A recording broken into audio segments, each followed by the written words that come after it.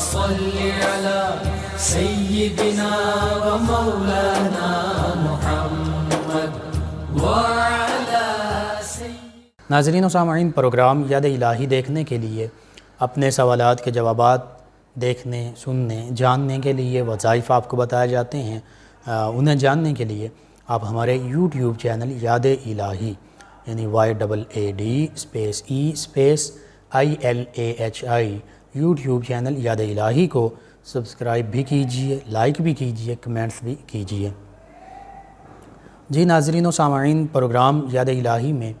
روزانہ عظیم ہستیوں کے تذکارے پاک کیے جاتے ہیں، اور اس کے ساتھ ساتھ کچھ ایسے موضوعات پر گفتگو بھی ہوتی ہے جن سے آپ کو رہنمائی حاصل ہوتی ہے۔ آج تحریک آزادی ہند یعنی جنگ آزادی، اس کے سرخیل جناب مولانا احمد اللہ شاہ مدراسی علیہ رحمہ آپ کے تذکارے خیر ہوں گے۔ اللہ سبحانہ و تعالی نے تمام کائنات کو پیدا فرمایا اور انسانیت کو پیدا فرمایا تو انسان کو اشرف المخلوقات بنایا۔ سب مخلوقات میں سب سے افضل و اعلیٰ، برتر و بالا اور مقام اور مرتبے کی حامل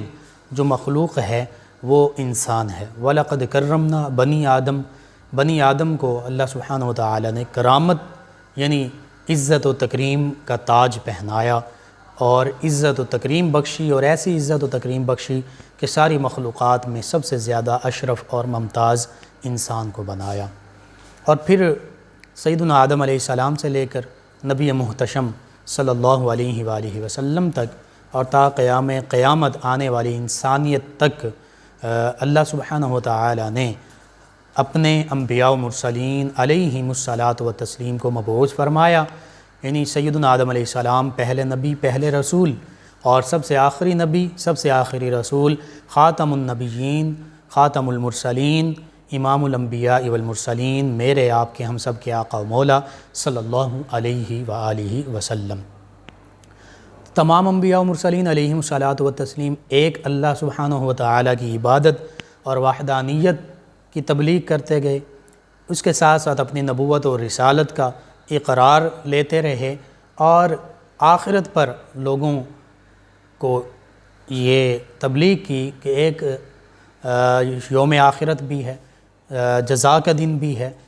جسے قیامت کا دن بھی کہتے ہیں، اور اس کے ساتھ ساتھ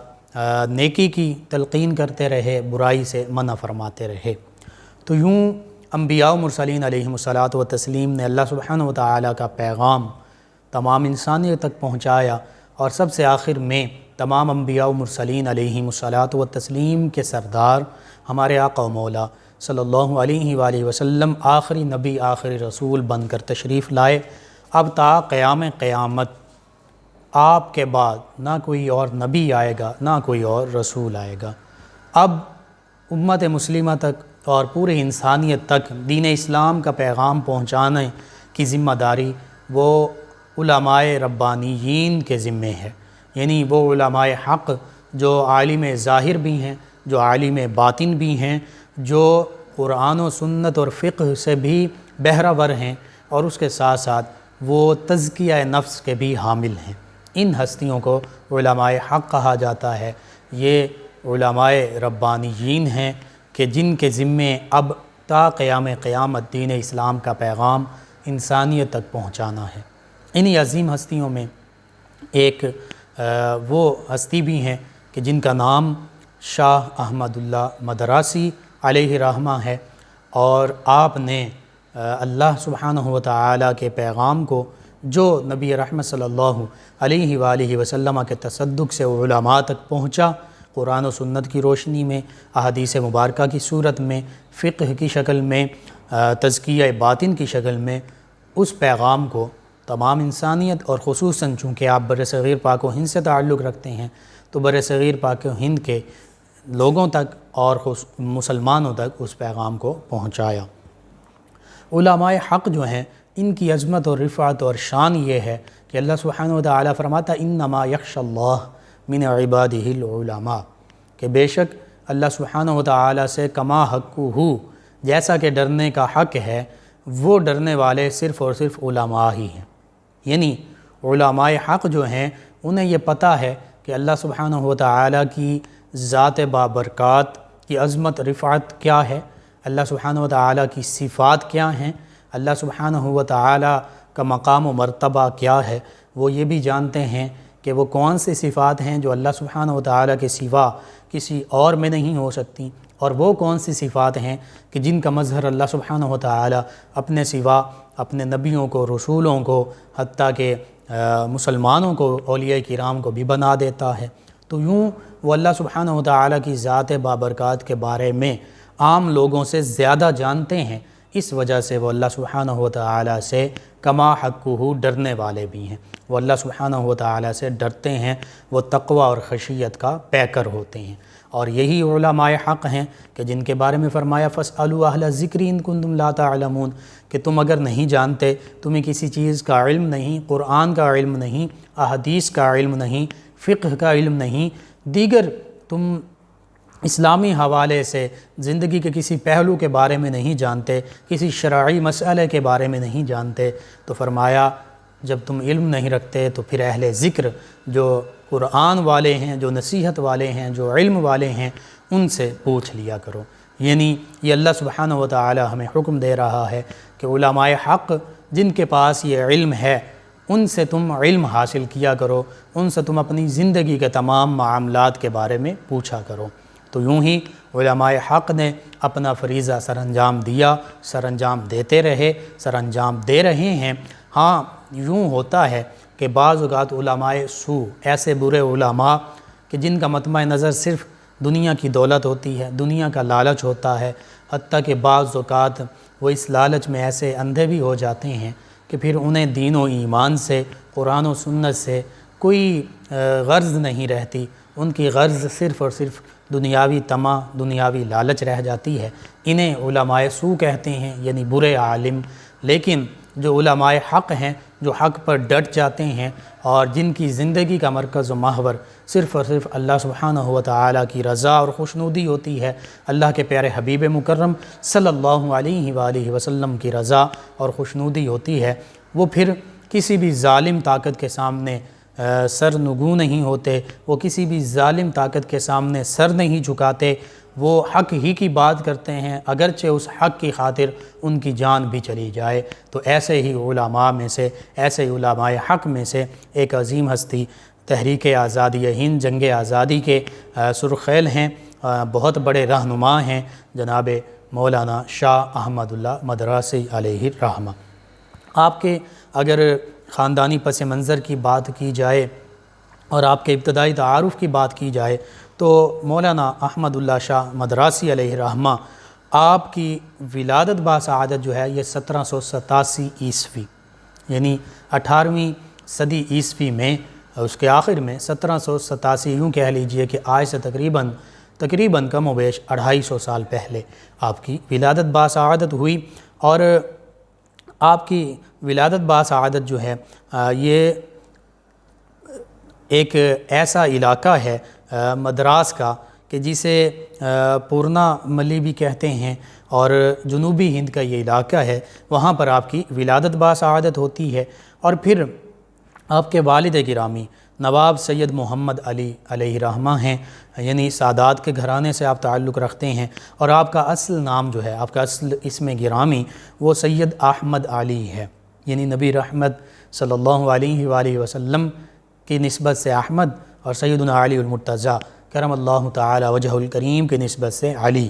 تو یوں سید احمد علی یہ آپ کا اسم گرامی، ضیاء الدین آپ کا لقب ہے، دین کی ضیاء، دین کی روشنی، اور دلاور جنگ یہ آپ کا خطاب ہے، اور مادری زبان آپ کی اردو تھی۔ تو یوں دلاور جنگ یعنی دل آور، اور جنگ یعنی آپ کا دل جو ہے وہ جنگ ہی کی طرف مائل ہوتا تھا، جنگ کو، اللہ کے راستے میں لڑنے کو آپ دل آویز سمجھتے تھے، آپ کا پسندیدہ مشغلہ تھا، پسندیدہ آپ کی یہ ایک معمول تھا۔ تو اس وجہ سے، اور آپ بہت زیادہ بہادر تھے، تو اس وجہ سے دلاور جنگ یہ آپ کا لقب ہے۔ اور شیر ہند بھی آپ کو کہا جاتا ہے، ہند کے شیر ہیں، ٹیپو سلطان علیہ الرحمہ کی فکر و عمل کی آپ یادگار ہیں، یعنی 1799 میں ٹیپو سلطان علیہ الرحمہ شہید ہوئے، اور 1787 میں آپ کی ولادت باسعادت ہے، تو یوں ان کی شہادت کے وقت آپ کی عمر جو ہے یہ تقریباً 12 سال تھی۔ اور چونکہ آپ نے قرآن و سنت اور تمام اسلامی تعلیمات ان کا علم بھی حاصل کیا، تو اس کے ساتھ ساتھ تاریخ اسلام سے بھی مکمل واقفیت رکھتے تھے۔ جتنی بھی اسلامی تحریکیں پوری دنیا میں بالعموم اور برصغیر پاک و ہند میں بالخصوص ابھر رہی تھیں اور ابھری تھیں، اور پھر انگریزوں نے خاص طور پر ان تحریکوں کو دبانے کی کوشش کی۔ آپ ان کے بارے میں بخوبی واقف تھے، حتیٰ کہ شیر میسور شہید ٹیپو سلطان علیہ الرحمہ کی جو تحریک تھی، جو یوں سمجھ لیجئے کہ جنگ آزادی ہی کی آغاز ہی کی ایک عملی صورت تھی، جس میں انہوں نے اپنی جان آفرین کے سپرد کر دی۔ وہ لوگ، چند ایک لوگ جنہوں نے ان سے غداری کی اور انگریزوں کا ساتھ دیا، ان کی وجہ سے ٹیپو سلطان علیہ الرحمہ کو شہادت کا بھی بلند مقام ملا، اور اس کے ساتھ ساتھ یہ جو ایک اسلامی ریاست تھی، میسور کی ریاست، اس ریاست سے بھی مسلمانوں کو ہاتھ دھونا پڑے۔ تو اس حوالے سے بھی آپ بخوبی واقف تھے۔ پھر آپ نے علوم و فنون حاصل کرنا شروع کیے، تو اس دوران آپ نے عربی فارسی زبان بھی سیکھی، اور اس کے ساتھ ساتھ انگریزی زبان پر بھی آپ کو مکمل مہارت حاصل تھی۔ تو اس حوالے سے آج ہم دیکھتے ہیں کہ ہمارے علماء کو چاہیے کہ جہاں وہ عربی، فارسی، اردو میں فاضل بنتے ہیں، ان زبانوں پر عبور حاصل کرتے ہیں، ان زبانوں کو بولنا سیکھتے ہیں، ان زبانوں کی گرامر سیکھتے ہیں اور ان زبانوں پر مکمل عبور حاصل کرتے ہیں، وہیں پر ہمارے علماء کو یہ چاہیے کہ وہ جو دیگر زبانیں ہیں ان میں انگریزی بھی شامل ہے، خصوصاً انگریزی کو بھی سیکھا جائے، انگلش لینگویج پر عبور حاصل ہو۔ اس کی وجہ یہ ہے کہ جو ہمارا مسلمانوں کا جتنا اسلامی تاریخی ورثہ ہے، چاہے اس میں قرآن و سنت کی تعلیمات ہیں اور اس کے علاوہ دیگر جو تعلیمات ہیں قرآن و سنت ہی سے ماخوذ، ان کو انگلش میں ٹرانسلیٹ بھی کیا جائے اور انگلش زبان میں اس کو ٹرانسلیٹ کر کے لوگوں تک پہنچایا جائے، اور ان لوگوں تک پہنچایا جائے کہ جنہیں ابھی تک اسلام کی تعلیم کے بارے میں، حقیقی جو اسلام کی تعلیمات ہیں ان کے بارے میں علم نہیں ہے۔ اور اس کے ساتھ ساتھ انگلش لینگویج اگر ہمارے علماء کرام کو آتی ہو تو پھر وہ انگلش لینگویج میں کما حقہ ہو اسلام پر ہونے والی جتنے حملے ہیں جو ایک اعتراضات کی شکل میں کیے جاتے ہیں، علمی سوالات کی شکل میں کیے جاتے ہیں، مستشرقین جو سوالات اٹھاتے ہیں، اسی طرح سیکولر لابیز اور دیگر لوگ جب سوال اٹھا رہے ہوتے ہیں، خصوصاً ایسے لوگ جن کی لینگویج ہی انگلش ہے تو وہ انگلش میں بات کر رہے ہوتے ہیں، تو ہمیں پتہ چلے جب ہم انہیں سنیں تو یہ کہنا کیا چاہ رہے ہیں، یہ کیا کہہ رہے ہیں، پھر اس چیز سے بخوبی واقفیت حاصل ہو اور پھر انہی کی زبان میں ان کو جواب دیا جائے۔ تو اس کے لیے ہمیں انگلش زبان پر بھی عبور حاصل کرنا ضروری ہے، اور ہم دیکھتے ہیں کہ مولانا احمد اللہ شاہ مدراسی علیہ الرحمہ عربی اور فارسی کے ساتھ ساتھ انہوں نے بعد میں انگریزی زبان بھی سیکھی، اور نہ صرف انگریزی زبان سیکھی بلکہ یورپ کا سفر کیا۔ انگریز جو ان کے رفقات ہیں، بعض اوقات چونکہ انگریز یہاں پہ ہندوستان میں وارد ہوئے 1717 اور پھر وہ ایسٹ انڈیا کمپنی، پھر 1757 اور وہ سارے معاملات، جنگ پلاسی بھی ہے، سارے معاملات ہیں، ٹیپو سلطان علیہ الرحمہ کی شہادت بھی ہے، دیگر ریاستوں میں انگریزوں کی بالادستی آہستہ آہستہ قائم ہو رہی ہے۔ تو اس دوران یہ ضروری بھی تھا کہ انگریزوں سے کنورسیشن کرنے کے لیے، گفتگو کرنے کے لیے انہی کی زبان آتی ہو، تاکہ ان کی زبان میں ہی ان کے ساتھ گفتگو کی جائے۔ تو آپ نے انگریزی زبان سیکھنے کے ساتھ ساتھ جو انگریزوں کے ممالک ہیں، یورپین کنٹریز ہیں، ان کا آپ نے وزٹ بھی کیا، وہاں پر آپ نے دورہ بھی کیا، وہاں پہنچے، ان کی ثقافت، ان کے کلچر، ان کی زبان، حتیٰ کہ ان کے مذہب کو بہت قریب سے دیکھا، ان کے لوگوں کو قریب سے دیکھا۔ اور کسی بھی مذہب، کسی بھی کلچر کو اگر آپ صحیح طریقے سے اس کے بارے میں جاننا چاہتے ہیں تو پھر ان کی زبان، ان کے مذہب، ان کے علاقے، ان کے لوگوں کے ساتھ تعلق اور میل جول رکھنا پڑتا ہے۔ تو اس حوالے سے آپ نے یہ کردار بھی نبھایا، ان کو اندر سے دیکھا، ان کی تعلیمات کو دیکھا، ان کے مذہب کو دیکھا، ان کے لوگوں کے رویوں کو دیکھا، ان کے ممالک میں جا کر ان کے حالات اور واقعات سے واقفیت حاصل کی۔ پھر اس کے بعد جب آپ نے ان علاقوں کا سفر کیا تو پھر اس کے بعد آپ مصر بھی گئے، حجاز مقدس یعنی جسے آج سعودی عرب کہا جاتا ہے، وہاں بھی پہنچے، زیارات بھی کیں، حج بھی کیا۔ بعد ازاں آپ ترکی، ایران اور افغانستان سے ہوتے ہوئے دوبارہ ہندوستان تشریف لائے، واپس لوٹے۔ اب یہاں پر دیکھیے کہ یورپین ممالک کو بھی آپ نے وزٹ کیا وہاں پر، اور یہ ایسے ہی عام سا ایک وزٹ نہیں تھا، یہ ایسا خاص وزٹ تھا کہ جس میں آپ نے ان تمام چیزوں کو مد نظر رکھا، اور پھر اس کے بعد جو عربک کنٹریز ہیں یعنی مصر ہے اور خصوصاً حجاز مقدس جو ہے وہاں بھی آپ تشریف لے گئے، اپنے اسلامی جو مراجع ہیں، مراکز ہیں، وہاں بھی حاضری دیتے رہے، اور پھر اس کے بعد 3 خاص ممالک کا آپ نے سفر کیا۔ یہ بھی آج ہمارے لیے بہت بڑا اشارہ ہے کہ ترکی بھی آپ پہنچے، اس کے بعد ایران گئے، اس کے بعد آپ افغانستان سے ہوتے ہوئے ہندوستان یعنی پاکستان اور آج کا جو بھارت ہے یہاں پہنچے۔ تو ترکی، ایران اور افغانستان یہ ہمارے قریبی دوست ممالک بھی ہیں، ہمسایہ ممالک بھی ہیں، تو ان کی اہمیت آج بھی بہت زیادہ مسلمہ ہے، اس وقت بھی ان کی اہمیت بہت زیادہ تھی۔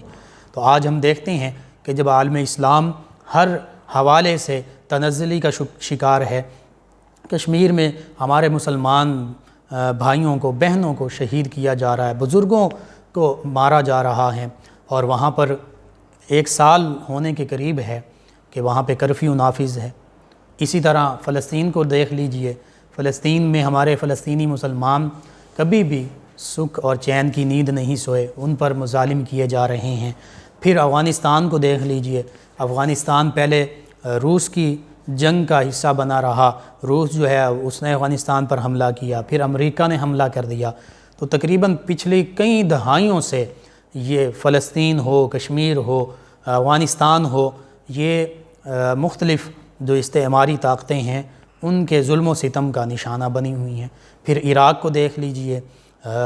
عراق کے حالات بھی اسی طرح ہیں، یمن کے حالات دیکھ لیجئے، برما میں مسلمان زندہ جلا دیے جاتے ہیں، اور اس موقع پر 3 ہی بڑی طاقتیں مسلمانوں میں نظر آتی ہیں، وہ پاکستان ہے ایٹمی طاقت ہونے کے حوالے سے، اور حقیقت میں اگر اسلامی تعلیمات پر مکمل کاربند ہوا جائے تو اسلام کا قلعہ بھی ہے۔ پھر اس کے بعد ترکی بھی ہے، ترکی اسلام کی نشاط ثانیہ کے لیے بہت زیادہ کردار ادا کر رہا ہے، تڑپ رکھتا ہے، پاکستان کے مسلمان یہ تڑپ رکھتے ہیں۔ اور پھر ایران کی بھی پاکستان کے ہمسایہ ہونے کی حیثیت سے، ادھر سے وہ افغانستان کا بھی ہمسایہ ہے، سرحد کا ایک حصہ، ایران کی سرحد کا حصہ ترکی سے بھی جا ملتا ہے، شام سے۔ تو یہ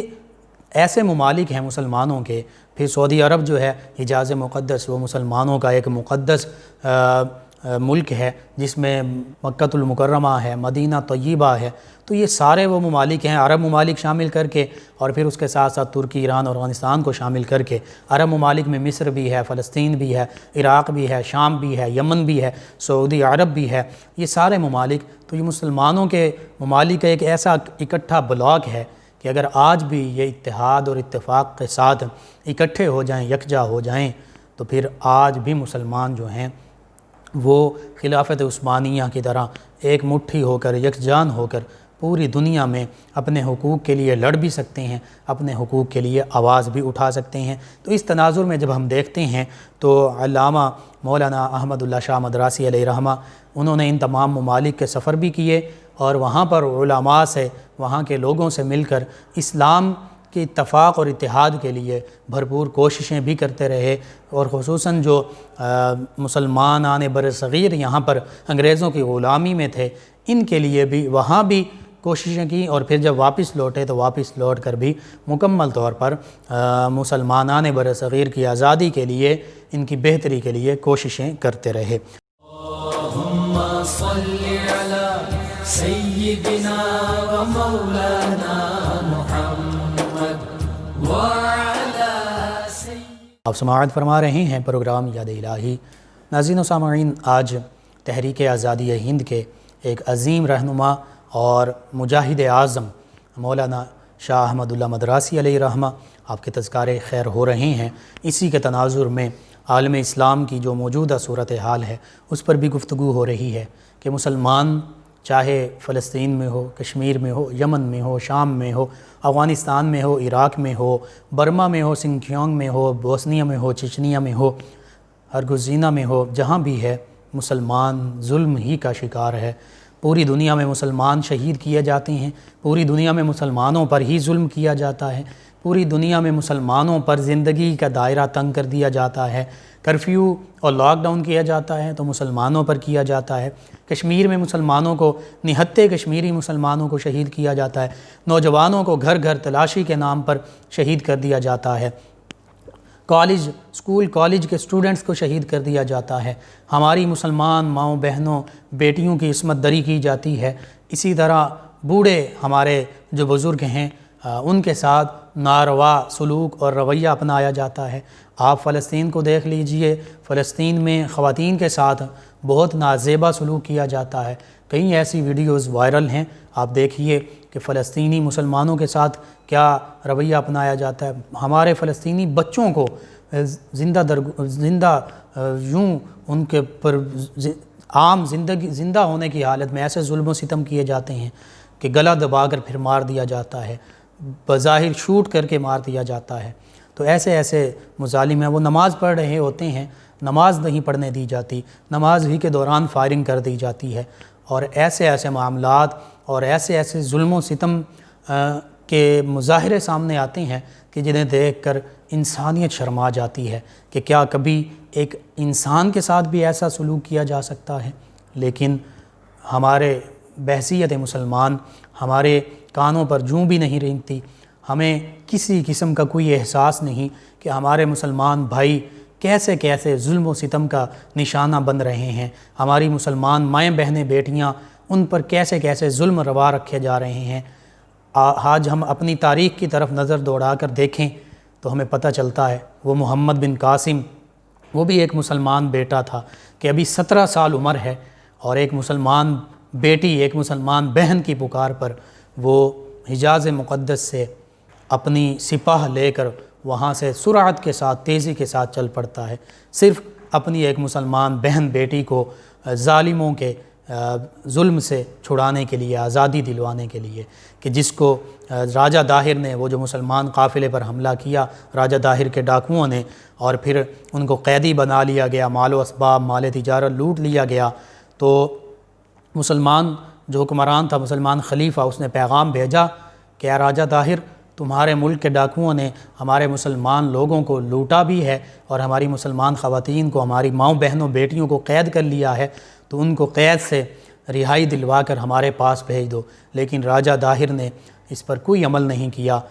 کیونکہ ان ڈاکوؤں کو راجہ داہر ہی کی سرپرستی حاصل تھی۔ تو اس موقع پر پھر مسلمانوں کے خلیفہ اور حکمران نے محمد بن قاسم علیہ الرحمہ کو بھیجا۔ نوجوانی کی عمر ہے، آج ہمارے نوجوان 17 سال کی عمر میں کس حالت میں ہوتے ہیں، آپ خود بخوبی اندازہ لگا سکتے ہیں۔ تو ایسا نوجوان کہ جس کی بھی ریچھ بھی مکمل نہیں اتری، اور وہ مسلمان ماؤں بہنوں بیٹیوں کے لیے وہاں سے آ پہنچا، اور پھر ان ماؤں بہنوں بیٹیوں کی پکار پر جب لبیک کہا تو پھر ان کو آزادی بھی دلوائی، اور اس کے ساتھ ساتھ وہ ہندو جو شودر تھے، جنہیں کم ذات سمجھا جاتا تھا، ان ہندوؤں پر بھی ظلم کیا جاتا تھا، ان ہندوؤں نے جب دیکھا کہ مسلمانوں کا رویہ اتنا اچھا ہے تو وہ ہندو بھی محمد بن قاسم علیہ الرحمہ کا ساتھ دینے پر مجبور ہو گئے، اور ایسا ساتھ دیا کہ ہندوؤں نے اسلام کی تعلیمات سے متاثر ہو کر، محمد بن قاسم کے رویے اور کردار سے متاثر ہو کر، ان ہندوؤں نے محمد بن قاسم علیہ الرحمہ کے مجسمے بنائے، سٹیچوز بنائے، اور ان کو یوں خراج تحسین پیش کیا۔ یعنی وہ تھے ہندو، لیکن محمد بن قاسم علیہ الرحمہ کو بھی وہ اپنا ہیرو تصور کرتے تھے۔ آج ہماری نوجوان نسل میں یہ بحث چل رہی ہے کہ ہمارے ہیرو محمد بن قاسم ہیں بھی یا نہیں، اور یہاں تک بحث چل رہی ہے کہ ہمارا ہیرو جو ہے وہ راجہ داہر ہے۔ کبھی بھی نہیں، راجہ داہر ہمارا ہیرو نہیں ہو سکتا، جس کے بارے میں کہا جاتا ہے کہ اس نے صرف ریاست کی خاطر اپنی سگی بہن کے ساتھ شادی کر لی تھی، تو وہ ہمارا ہیرو نہیں ہے۔ ہمارے ہیرو محمد بن قاسم علیہ الرحمہ ہیں کہ جنہوں نے اپنی مسلمان ماؤں بہنوں بیٹیوں کی پکار پر لبیک کہتے ہوئے یہاں پر آئے، اور ان کو ان کے چنگل سے بھی چھڑایا، اور پھر ایسی اسلامی ریاست کی بنیاد رکھی کہ جس میں نہ صرف مسلمانوں کو مکمل حقوق حاصل تھے، بلکہ اس کے ساتھ ساتھ ہندو معاشرے کے لوگ جو تھے ان کو بھی جو اسلام حقوق دیتا ہے ان کو تمام حقوق حاصل تھے۔ اسی پس منظر میں جب ہم دیکھتے ہیں مولانا شاہ احمد اللہ مدراسی علیہ رحمہ، جب آپ نے دیکھا کہ انگریزوں نے اپنے پنجے یہاں پر گاڑ لیے ہیں، اور پھر 1857 کی جنگ آزادی وہ رونما ہوئی تو اس موقع پر آپ نے جہاد کا فتویٰ جب مولانا فضل حق خیر آبادی علیہ الرحمہ نے دیا کہ ہم پر جہاد جو ہے یہ واجب ہو چکا ہے، فرض ہو چکا ہے، لازم ہو چکا ہے، تو اس فتوے کی آپ نے تائید بھی کی اور تائید کے ساتھ ساتھ عملی طور پر آپ نے اس جہاد میں مکمل طور پر حصہ لیا۔ اس سے پہلے اگر آپ کی تعلیم و تربیت اور تصوف کی طرف آپ کیسے مائل ہوئے اس کے بارے میں اگر میں مختصراً عرض کروں تو آپ کی جو پرورش ہے وہ اگرچہ ایک نوابی اور امیرانہ ماحول میں ہوئی، آپ کے والد گرامی نواب تھے، لیکن بچپن میں ہی آپ کی طبیعت میں فقر و غنا تھا، اللہ کی رضا پر راضی ہونے کا ایک جذبہ جو ہے وہ غالب تھا، تو آپ کو تصوف سے یوں رغبت پیدا ہوئی۔ اسی روحانی جستجو کی وجہ سے آپ نے پورے ہندوستان کی بھی سیاحت کی، بیکانیر گئے، سامبر کے علاقوں میں گئے، حتیٰ کہ وہاں پر 12 سال ریاضت، مجاہدہ اور چلہ کشیاں کیں، اور پھر آپ کی پہلی بیعت جو ہے وہ جے پور کی روحانی شخصیت میر قربان علی چشتی رحمۃ اللہ تعالی علیہ کے دست مبارکہ پر ہوئی۔ چشتی سلسلے میں بیعت ہوئے، خلافت حاصل ہوئی۔ اس کے بعد گوالیار کے قادری بزرگ محراب شاہ قلندر گوالیاری علیہ الرحمہ کی خدمت میں حاضر ہوئے، ان سے بیعت کی، حتیٰ کہ انہوں نے بیعت کرتے وقت یہ فرمایا کہ میں تم سے اس بات پر بیعت لے رہا ہوں، تم مجھ سے یہ وعدہ کرو کہ تم انگریز سامراج کے خلاف جہاد کا علم بلند کرو گے۔ تو انہوں نے یہ وعدہ کر لیا کہ بالکل میں یہاں پر مسلمانوں کی اور اسلام کی سربلندی کے لیے انگریز سامراج کے خلاف علم جہاد بلند کروں گا۔ بس جب یہ وعدہ کیا تو پھر اس وعدے کو نبھایا، اور پھر ایسے نبھایا کہ آپ نے جب علامہ فضل حق خیر آبادی علیہ الرحمہ نے اور بلا تفریق مسالک، رنگ و نسل تمام مسلمانوں نے جب اس بات پر عہد کر لیا کہ اب جو جہاد ہے یہ فرض ہو چکا ہے، اور مولانا فضل حق خیر آبادی علیہ الرحمہ نے فتویٰ بھی جاری کر دیا، اور پھر اسی فتوے کی پاداش میں ان کو گرفتار بھی کیا، اور وہ جو مخبر تھا جس نے کہا تھا کہ انہوں نے فتویٰ جاری کیا یہی فضل حق خیر آبادی ہیں، جب اس مخبر نے عدالت میں آپ کو دیکھا تو آپ کے روب و دبدبے سے یوں مرعوب ہو کر کہنے لگا کہ یہ وہ فضل حق خیر آبادی نہیں ہے، وہ اور کوئی مولانا ہے۔ تو اس موقع پر بھی آپ نے جج کے سامنے کہا، آپ نے کہا میں ہی وہ فضل حق خیر آبادی ہوں جس نے انگریزوں کے خلاف جہاد کا فتویٰ دیا ہے، اور میں ابھی اپنے اس موقف پر قائم ہوں۔ اسی وجہ سے پھر آپ کو کالا پانی بھیج دیا گیا، اور پھر وہاں پر آپ کے ساتھ بہت زیادہ مظالم کیے گئے۔ اس دوران مولانا فضل حق خیر آبادی کے ساتھ جو سب سے زیادہ ایک سرگرمی کے ساتھ کھڑے تھے وہ مولانا شاہ احمد اللہ مدراسی علیہ الرحمہ ہی تھے، اور آپ نے اس فتوے کی تائید بھی کی، حتیٰ کہ دہلی کے صدر الصدور مفتی صدر الدین آزردہ علیہ الرحمہ انہوں نے 1846 میں آپ کو جہادی جدوجہد کے لیے آگرہ بھیجا، جہاں آپ نے مجلس علماء بنائی، اور اس مجلس علماء نے پھر جنگ آزادی 1857 میں اہم کردار ادا کیا۔ آپ نے دہلی، آگرہ، اور پھر دہلی اور آگرہ کے بعد میرٹھ، پٹنہ، بہار، کلکتہ وغیرہ کے بھی دورے کیے۔ ان علاقوں میں بھی عوامی جہادی مراکز قائم کیے، اور ان کی جہادی پالیسی کا اہم نقطہ مزاحمتی جہادی یکجہتی تھا، اور جو کہ شیر ہند ٹیپو سلطان علیہ الرحمہ کی ریاستی پالیسی کا مرکزی اور رہنما اصول تھا کہ غازب انگریز کے خلاف مقامی اور بین الاقوامی مزاحمتی محاذ بنایا جائے، یعنی ہندوستان سے بھی ان کو رفع کیا جائے، ان کی جتنی بھی ریشہ دوانیاں ہیں ان کے سامنے سیسہ پلائی ہوئی دیوار بنا جائے، اور اس کے ساتھ ساتھ یہ پوری دنیا میں جہاں نو آبادیاتی نظام قائم کرنا چاہتے ہیں، مسلمان ممالک کو ہتھیانا چاہتے ہیں، ان پر اپنا قبضہ جمانا چاہتے ہیں، ان کے خلاف مزاحمتی محاذ جو ہے یہ بنایا جائے۔ پھر مولانا مدراسی علیہ الرحمہ نے ہندوستان کے اندر بھی مزاحمتی جہاد کو عوامی تحریک آزادی میں بدل دیا، یعنی پہلے یہ چند لوگوں کا مجاہدین کا ایک محاذ تھا، اس کو پھر پوری مسلمان عوام تک پھیلا دیا اس دائرہ کار کو، حتیٰ کہ سید خورشید مصطفیٰ ان کے بارے میں لکھتے ہیں کہ تحریک آزادی ہند 1857 کے لیے پورے ملک کو تیار کرنے میں مولانا احمد اللہ شاہ مدراسی علیہ الرحمہ کا نام سر فہرست ہے، سب سے بلند ہے، اور لکھتے ہیں کہ وہ ملک کے گوشے گوشے میں دورے کر کے بغاوت کے لیے عوام کو آمادہ کر رہے تھے، یعنی جو انگریز تھا اس کے خلاف جنگ آزادی کے لیے تیار کر رہے تھے۔ حتیٰ کہ انگریز مورخ جو ہے میلیسن یہ بھی لکھتا ہے کہ بے شک 1857 کی جنگ آزادی اب یہ اس کو سازش کہتے ہیں کہ اس کی تمام سازش کے رہنما لیڈر مولوی احمد اللہ شاہ مدراسی تھے، اور یہ انگریز مورخ لکھتا ہے کہ یہ سازش تمام ہندوستان میں پھیلی ہوئی تھی، یعنی مسلمان اپنے حقوق کی جنگ لڑ رہے ہیں، اس کو یہ سازش کہہ رہے ہیں۔ اور پھر آگے جا کے لکھتا ہے کہ میں یہ سمجھتا ہوں کہ یہی شخص بغاوت کی سازش کا دماغ اور دست و بازو تھا، یعنی سارا مرکز اور محور انہی کو وہ تصور کر رہے ہیں۔ اور لکھتا ہے کہ اپنے سفر کے دوران اسی شخص نے وہ سکیم تیار کی جو جیالی سکیم کہلاتی ہے، یعنی انگریز اس بات کا اعتراف کر رہے ہیں کہ مولانا احمد اللہ شاہ مدراسی علیہ رحمہ اس ساری جنگ آزادی کا ماسٹر مائنڈ تھے، ساری جو جنگ آزادی کے لیے جہاد کے لیے تیار کرنے والے تھے وہ مولانا شاہ احمد اللہ مدراسی ہی تھے۔ حتیٰ کہ G.W. فاسٹر جو ہے یہ ہسٹری آف انڈین میوٹینری اس میں لکھتا ہے کہ یہ بتانا ضروری ہے کہ مولانا احمد اللہ شاہ مدراسی عالم بعمل ہونے کے ساتھ ساتھ مولوی بھی تھے، روحانی طاقت کی وجہ سے صوفی بھی تھے، جنگی مہارت کی وجہ سے سپاہی اور سپہ سالار بھی تھے، اور حقیقت یہ ہے کہ مولانا مدراسی علیہ رحمہ غیر معمولی آدمی تھے، عام نہیں، صرف ایک عام عالم نہیں تھے۔ آپ گھڑ سواری، نیزہ بازی، شمشیر زنی، حتیٰ کہ جنگی اسلحہ چلانے تک کے سارے ان حربی امور سے بھی واقف تھے، اور اس کے ساتھ صوفی بھی تھے، اور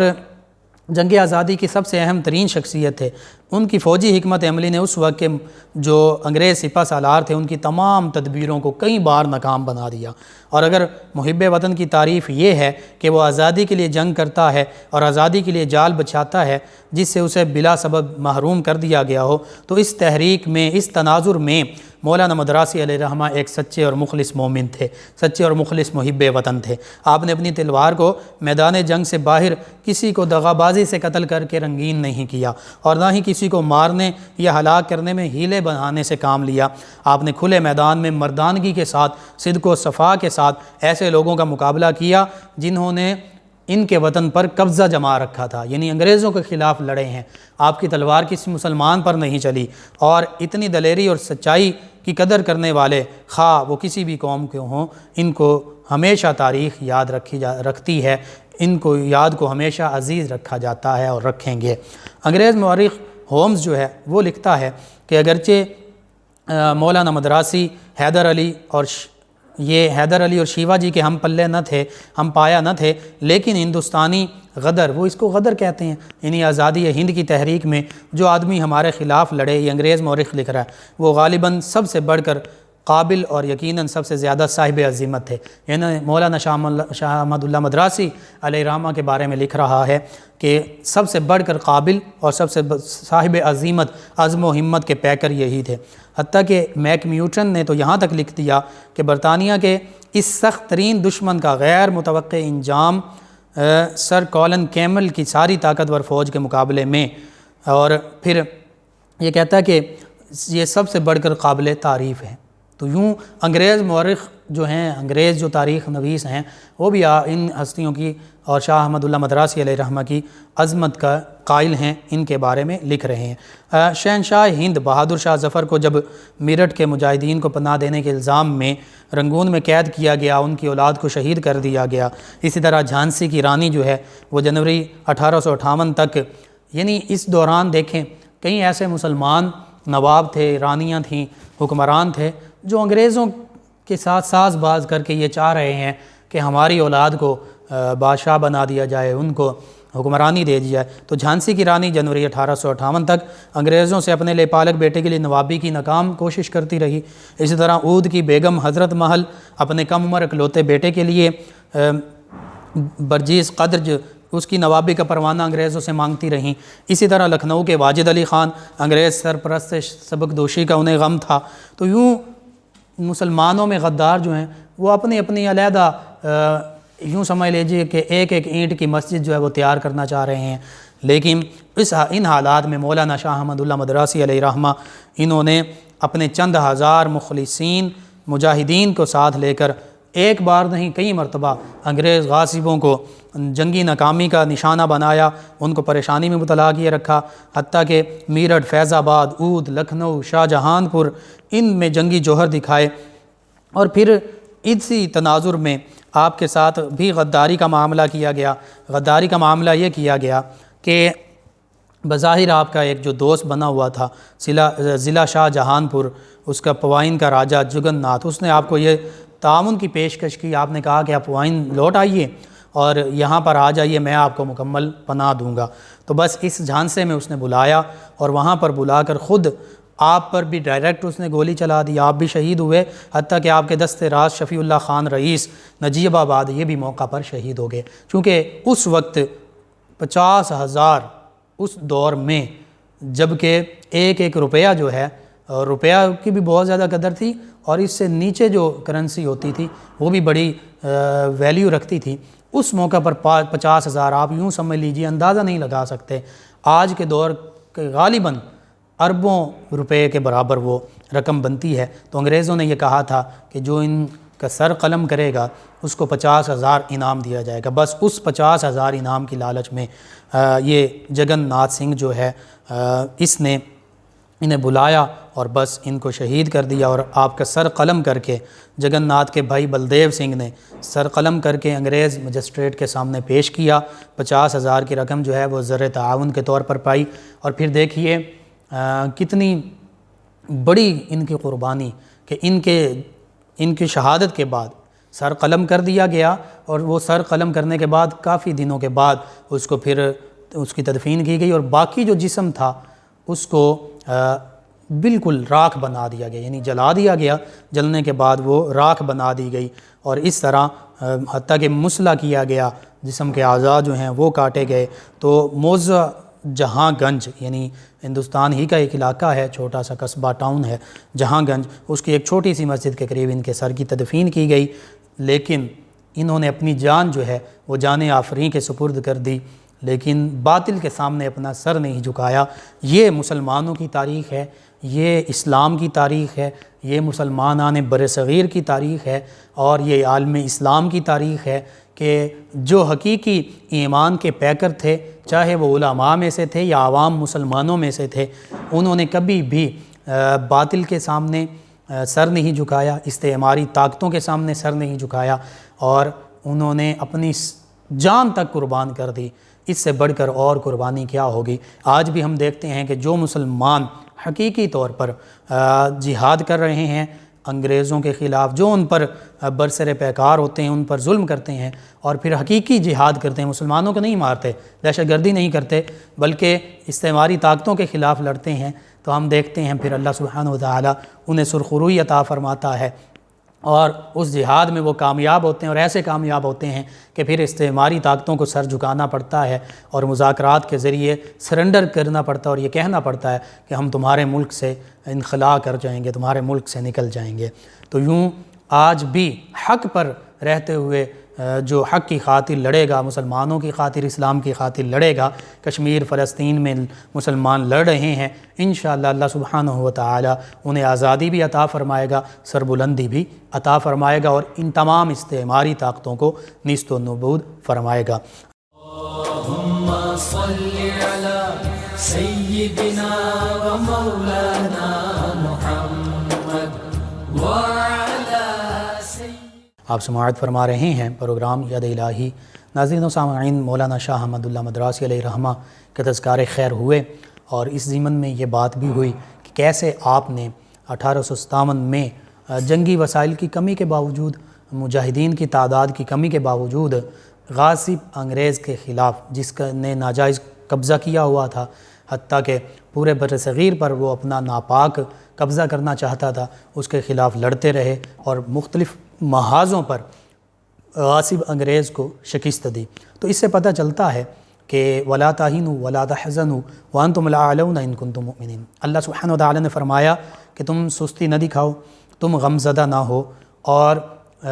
تم ہی غالب ہوگے اگر تم سچے اور حقیقی مومن ہو۔ آج بھی اللہ کا وعدہ ہمارے لیے یہ موجود ہے کہ اگر ہم سچے مومن ہیں، اللہ کی راہ میں ان استعماری طاقتوں کے خلاف لڑتے ہیں جو ہم پر غاصب ہیں، جو مسلمانوں پر حملہ آور ہیں، تو پھر اللہ کے اس حکم کے مطابق جب ہم لڑیں گے، جب ہم جہاد کریں گے، قتال کریں گے، تو انشاءاللہ اللہ سبحانہ وتعالی ہمیں غلبہ عطا فرمائے گا اس آیہ کریمہ کے مطابق بھی۔ اور ایک جگہ پر یوں بھی اللہ سبحانہ وتعالی فرماتا ہے قرآن مجید فرقان حمید میں، کم من فئۃ قلیلۃ غلبت من فئۃ کثیرۃ، کہ اگر ایمان والے ہوں، اگرچہ وہ فئۃ قلیلۃ ہوں، کم تعداد میں بھی ہوں، تو وہ فئۃ کثیرۃ زیادہ تعداد والے گروہ پر بھی غالب آ جائیں گے۔ صرف ضرورت اس امر کی ہے کہ ہمارے اندر وہ ایمان کا حقیقی جذبہ جو ہے وہ بیدار ہو جائے، جو ہمارے اسلاف کے اندر تھا، جو نبی رحمت صلی اللہ علیہ وآلہ وسلم نے صحابہ کرام علیہم رضوان کے اندر پیدا کیا تھا، جو صحابہ کرام میں تھا کہ اشداء علی الکفار رحماء بینہم، وہ کفار کے مقابلے میں سخت تھے، نڈر تھے، بے خوف تھے، وہ بزدل نہیں تھے معاذ اللہ، وہ خوف نہیں رکھتے تھے بلکہ وہ نڈر تھے، بے خوف تھے، اپنی جانیں قربان کر دیا کرتے تھے۔ پھر تابعین، تبع تابعین، علماء، محمد بن قاسم علیہ رحمہ، طارق بن زیاد، اسی طرح دیگر آگے چلتے جائیے، صلاح الدین ایوبی علیہ رحمہ، سلطان محمود غزنوی علیہ رحمہ، ایسے نیک عادل حکمران جنہوں نے مسلمانوں کی بقا کے لیے، اسلام کے تحفظ کے لیے کام کیا، تو اللہ سبحانہ وتعالیٰ نے انہیں سرخروئی عطا فرمائی۔ اسی طرح جنگ آزادی ہند، اس کے جب ہم تذکرہ کرتے ہیں تو صرف یہ ایک نام نہیں، ان کے ساتھ کئی اور درجنوں نام ہیں کہ جنہوں نے جنگ آزادی ہند میں بہت زیادہ قربانیاں پیش کیں۔ وہ علماء بھی ہیں جن کو رنگون بھیجا گیا، کالا پانی بھیجا گیا، دریائے شور بھیجا گیا، وہاں پر زہر دی گئی، کسی کو لٹکا دیا گیا، سر قلم کر دیا گیا، کسی کو زہر دیا گیا۔ تو یوں ایسے معاملات پیش آئے، جسم سے جو جلد ہے کھالیں اتار لی گئیں۔ تو اس طرح کی قربانیاں ہمارے مسلمانوں نے بھی دی ہیں اور علماء حق نے بھی دی ہیں۔ تو آج بھی ضرورت اس امر کی ہے کہ تمام مسلمان، دنیا کے تمام مسلمان آپس میں متفق ہو جائیں، متحد ہو جائیں، اور جہاں جہاں استعماری طاقتیں جو ہیں وہ مسلمانوں پر ظلم و ستم کر رہی ہیں، ان کے خلاف یکجا ہو کر، ایک مٹھی بن کر ان کے خلاف برسر پیکار ہو جائیں۔ تو پھر دیکھیے اللہ سبحانہ وتعالی کی طرف سے فتح و نصرت یوں نازل ہوگی کہ جیسے کہا گیا کہ فضائے بدر پیدا کر فرشتے تیری نصرت کو، فضائے بدر پیدا کر فرشتے تیری نصرت کو، اتر سکتے ہیں گردوں سے قطار اندر قطار اب بھی، اتر سکتے ہیں گردوں سے قطار اندر قطار اب بھی۔ اور علامہ اقبال علیہ رحمہ نے فرمایا تھا کہ کافر ہے تو شمشیر پہ کرتا ہے بھروسہ، کافر ہے تو شمشیر پہ کرتا ہے بھروسہ، مومن ہے تو بے تیغ بھی لڑتا ہے سپاہی، مومن ہے تو بے تیغ بھی لڑتا ہے سپاہی۔ کہ کافر کو اپنے آلات حرب و ضرب پہ بھروسہ ہوتا ہے کہ میرے پاس یہ سامانے جنگ ہیں تو میں ان کی وجہ سے جنگ جیت جاؤں گا، لیکن مومن کے پاس شمشیر نہ بھی ہو، سامان حرب نہ بھی ہو، تو وہ اپنے ایمان کی طاقت پہ لڑتا ہے۔ تو اللہ سبحانہ وتعالی وَأَنْتُمُ الْأَعْلَوْنَ إِن كُنتُم مُؤْمِنِينَ کے وعدے کے مطابق، مومن ہونے کے وعدے کے مطابق اس کو غلبہ عطا فرما دیتا ہے، فتح و نصرت عطا فرما دیتا ہے۔ بس اللہ سبحانہ وتعالی سے یہ دعا ہے کہ خدا رحمت کند این عاشقان پاک تینت را، کہ اللہ ان پاک طبیعت والی ہستیوں پر، پاک تینت ہستیوں پر اپنی رحمتوں کا نزول فرمائے اور تمام عالم اسلام کو سربلندیاں عطا فرمائے، آمین۔ جی ناظرین و سامعین، پروگرام کا وقت ختم ہو جاتا ہے۔ انشاءاللہ کل صبح 11 بجے ایک مرتبہ پھر آپ سے ملاقات ہوگی پروگرام یاد الہی میں۔ اپنے میزبان محمد لقمان رضا اور ہماری ٹیم کو اجازت دیجیے، اللہ نگہبان۔ اللہم صل علی سیدنا و مولانا